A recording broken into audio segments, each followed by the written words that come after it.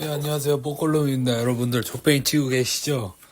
예, 오늘 저는 또 이제 막무새답게 또 막무새 컨텐츠 들고 왔습니다. 오늘의 주제는 이제 빠르게 늙어가고 있다. 아주 가열차게 이제 늙어가고 있는 대한민국입니다. 이제 대한민국은 이제 늙은 도시를 넘어서 이제 늙은 국가가 되어가고 있다는 겁니다.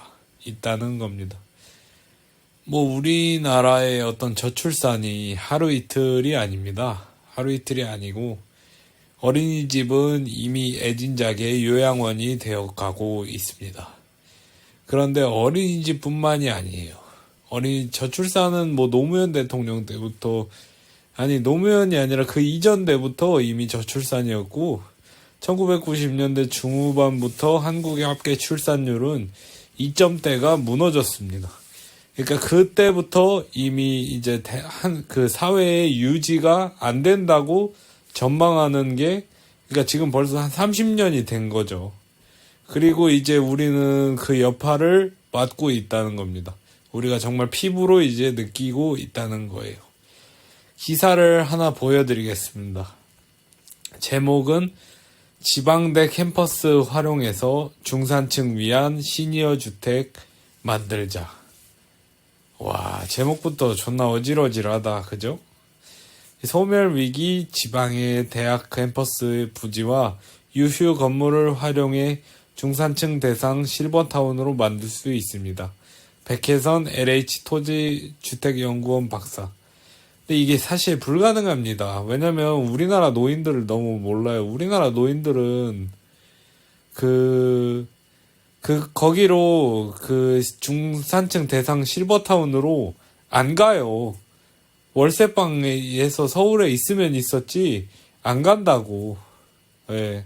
왜 안 가는지 전 정말 모르겠어요. 차라리 진짜 시골에 있는 노인들은 그래도 시골에서 계속 살거든요.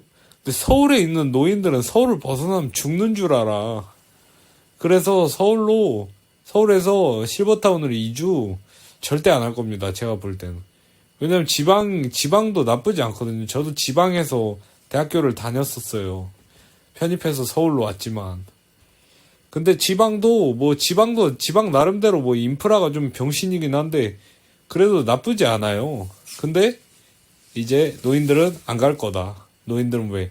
노인들은 서울 떠나면 죽는 줄 알고, 게다가 노인들은 또 존나 어이없는 서울에 대한 자부심도 또 있고, 아무튼 노인들은 안 갈 거다. 예. 백혜선 씨한테 좀 미안하긴 하지만 노인들은 거의 안 간다. 다 계속 읽을게요. 신혼부부에게 출산 자녀 수에 따라 장기 거주가 가능하고 집을 우선 매수할 수 있는 혜택을 주는 것이 중요합니다. 말은 그냥 맨날 말을 해요. 맨날 뻔한 얘기하고, 출산 자녀 수에 따라 장기 거주가 가능하고가 아니라 그냥 한 명 나오면 이제는 장기 거주가 가능하게 해야 되는데 아직도 배가 처불렀죠. 집을 우선 매수할 수 있는 혜택을 주는 것이 아닙니다. 제가 볼 때는 무상임대 이런 거 아니면 이제 앞으로 출산율 안 오릅니다. 왜냐면 제 전 영상에서도 봤듯이 사회의 신뢰도 완전히 개박살났고, 그리고 남녀 간의 갈등 심하고, 세대 갈등 심하고, 노인 혐오 심하고, MZ 혐오 심하기 때문에 웬만한 진짜 파격적인 대우 아니면 이렇게 그냥 또 깔짝거리는 이런 스타일은 아마 또 실패한 정책의 양상이 되지 않을까, 저는 그렇게 생각을 해봅니다. 계속 읽겠습니다. 주거 불안 해소가 저출생 극복과 초고령화 사회의 핵심 숙제라는 공감대 속에 조선일보가 주최한 2025 주거복지 컨퍼런스가 28일 서울 중구 한국프렌스센터 국제회의장에서 열렸다. 미래 세대를 위한 주거안정 패러다임의 전환이라는 주제로 저출생 해소, 저출생 계열받긴 하는데 그냥 기사로 떴으니까 읽을게요. 저출산이죠.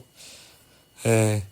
참고로 이 저출산이라는 것이 왜 저출산인지 제가 알아봤는데, 이 저출생이라는 거는 이 날생이라는 이 한자 자체가 이 아이에게 책임을 묻는 그런 단어라고 하더라고요. 그래서 저는 저출산을 좀 더 선호합니다. 쫄림 뒤지시고요. 민간이 다양한 아이디어와 청년부터 고령화 세대까지 세대별 주거복지 방안을 놓고 열띤 발표와 토론이 이어졌다. 이날 행사에서는 진현환 국토교통부 1차관, 김성보 서울특별시 행정 2부 시장, 이한준 한준 모시기 일반 관람객 등 200여 명이 참석했다. 참석자들은 지난해 0.75명이었던 합계 출산율이 올해 2월 이거 봐. 근데 합계 출생률, 출산율 막 서로가 모르니까 막 그냥 왔다 갔다 하잖아. 기사 쓰는 양반도. 아휴.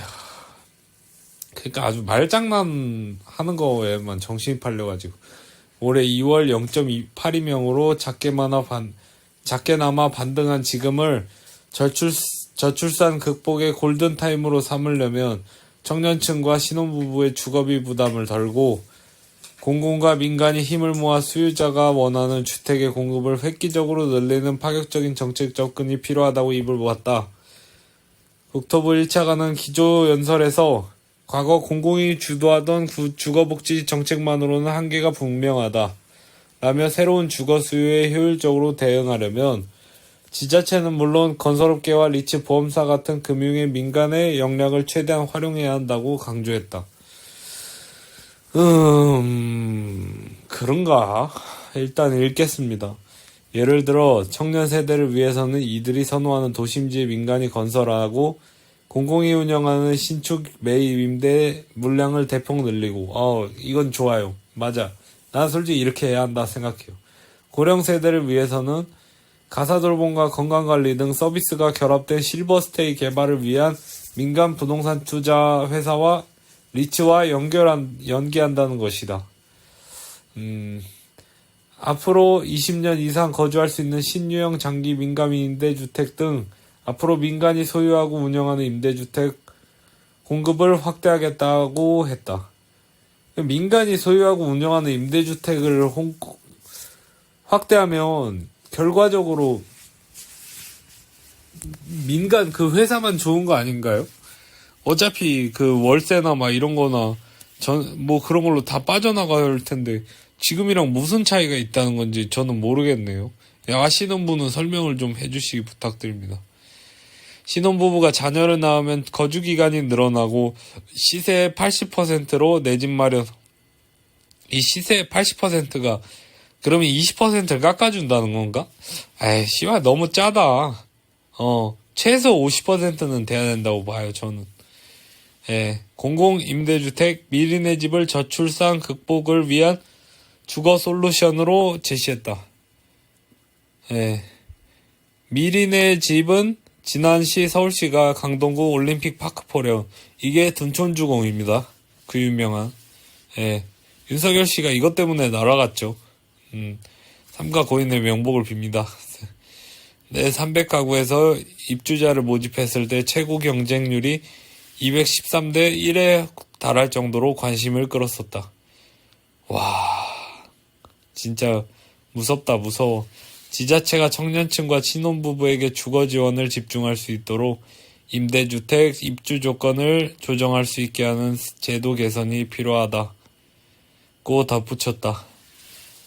뻔한 얘기입니다. 이 정도 있겠어요입니다. 그 다음에 뒤에 또 있는데 그렇게 그냥 존나 좀 현학적인 얘기라 무슨 말인지 잘 모르겠고 그냥 뻔한 얘기예요, 그냥.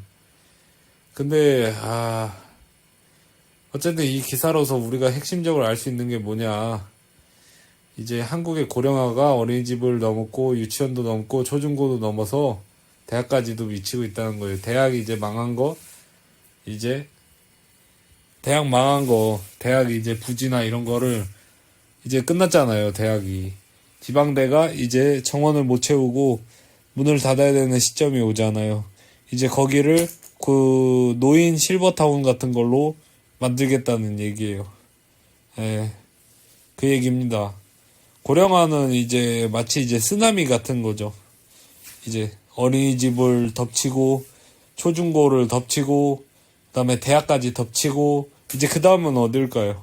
그 다음은 아파트가 무너지는 거겠죠. 제가 볼 때 아파트의 지금 그 경제 버블이, 건설업의 어떤 버블이 무너질 거라는 것은 자명하죠. 예.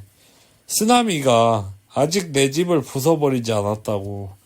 앞집만 무너지고 내 집은 안전할 거라는 보장이 있나요?